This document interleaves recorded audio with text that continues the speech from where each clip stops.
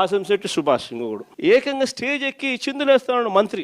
అసలు నాకు ఆశ్చర్యంగా ఉంది. అసలు జంగల్ రాజ్యం అని అంటే ఇంకా వేరే పేరు ఏమైనా ఉంటుందా? రోజా గారు ఆమె చాలా సందర్భాల్లో నాట్యం చేసిన విజువల్స్ ఉన్నాయి ఆమె మంత్రి హోదాలో ఉండి. అలాగే అంబటి రాంబాబు గారు ఆనాటి సంక్రాంతి సంబరాల్లో నృత్యం చేశారు, ఈ సంక్రాంతి సంబరంలో కూడా నృత్యం చేశారు. దాంట్లో తప్పట్టాల్సింది ఏం లేదు. కాకుంటే జగన్మోహన్ రెడ్డి గారు వంటి వాడికి సహజంగానే ఎవరైనా సంతోషంగా ఉంటే నచ్చదు, ఎవరైనా బాగుపడుతున్నారంటే నచ్చదు, ఎవరి పాలనలోనైనా సరే రాష్ట్రం సుభిక్షంగా ఉంటుందంటే నచ్చదు, ఎవరైనా అభివృద్ధి చెందుతున్నారంటే నచ్చదు.